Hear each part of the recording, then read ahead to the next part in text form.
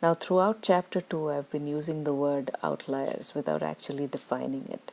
An outlier in general is a number that is far removed from the rest of the data set. So, when we look at these numbers,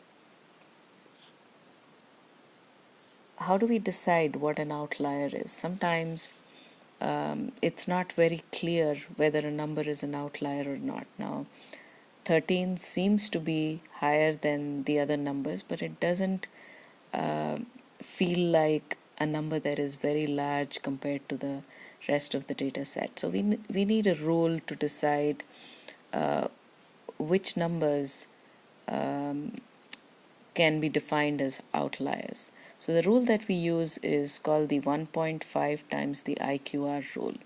So here is how we use it. First of all, IQR is the interquartile range, and that is equal to the upper quartile minus the lower quartile. So first we find the interquartile range, which is 9 minus 7, which is equal to 2. So this is the upper quartile and this is the lower quartile. We can use a calculator to determine that, or we can just do that by hand. Now we multiply the interquartile range with 1.5. So 1.5 times 2 is equal to 3. So this number 3 is important. How do we use this number to determine outliers? We take the lower quartile, subtract the number 1.5 times the IQR, which is 3, to get 4. Any number less than 4 or below 4 is a low outlier. Now we do something similar with the upper quartile. We take the upper quartile and add the number 1.5 times IQR, which is equal to 3, to get 12. Any number larger than 12 can be considered a high outlier. Now at the beginning of the problem, we weren't sure if 13 was an outlier or not, but by the 1.5 times the IQR rule, 13 is clearly greater than 12. It's greater than 12.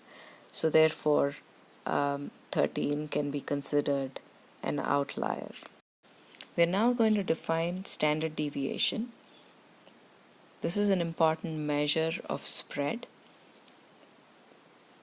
S squared is called variance, and this is a formula that calculates the variance. It's denoted by S squared. It's the square of S. S is the letter that is used for standard deviation.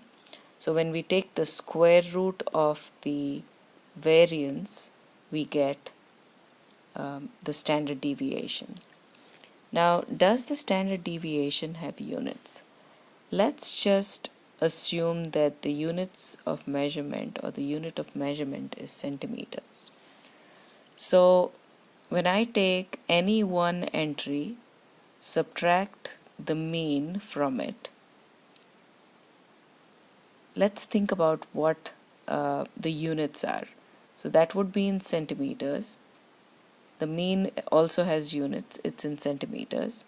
So the difference has units, which is the same unit of centimeter. Now if we square the difference, then the unit gets squared.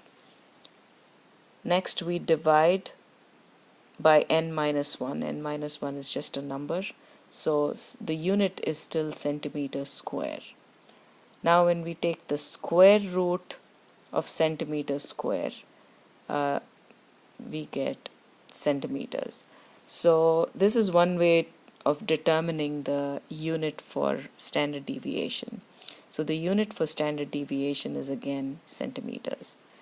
Let's just remember that mean, median, the lower quartile, the upper quartile, the maximum, the minimum, and the standard deviation all have the same units. If it's centimeters in the data set, then they all have the same unit as the entries in the data set. In this example, it is centimeters. We can calculate standard deviation by just using the calculator. You don't need to use the formula given above. That is just for us to understand how standard deviation is calculated. But any sort of calculations, just use your calculator, or you could use Crunchit, but you need to know how to do both. So when we enter all the numbers and use the calculator function, we see that the standard deviation is 1.826, and since the unit of measurement is inches, we need to remember to put inch in the units place. Now in this chapter we've discussed many numbers that represent the distribution. We have the mean and the median that represent the center. We have the minimum, the maximum, the quartiles. We've also discussed the standard deviation. So the question is, if we had to describe a distribution using numbers, what are the numbers that would describe a symmetric distribution?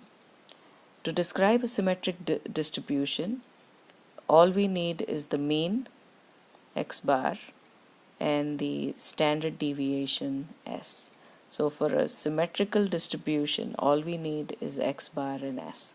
So a numerical summary that describes the entire distribution that is symmetrical is x bar and s. A numerical summary could be one number or a set of numbers. Now, what if the distribution is skewed? If the distribution is skewed, then we can use the 5-number summary to describe the distribution, and it is not enough to use the mean and the standard deviation to describe the skewed distribution. We would need the 5-number summary, which is the minimum, the lower quartile, the median, the upper quartile, and the maximum. So just remember the term numerical summary. A numerical summary doesn't have to be a set of numbers. It can be one number, but in this case, if we have to describe distributions, we need 2 numbers to describe the symmetrical distribution, and we need the 5-number summary to describe the skewed distribution. Now let's look at this example. We have to make a decision about placing an order for 500 light bulbs for a building, and we have some data about 2 brand names. One is Philips and the other is Oreco. So the mean life of both the bulbs is 365. So if we had to make a decision based on just one number, which is the mean life of each bulb, then there's no difference between the 2 bulbs. But the standard deviation tells us more. The standard deviation of the first brand is 5.5 days, and the standard deviation of the second brand is 30 days. Now, what that tells us is that the variation in the life of light bulbs is much more for Oreco than it is for Philips. Now, by definition, the standard deviation is a measure of spread of data around the mean. So the performance of the Philips light bulb is more consistent and hence a safer choice.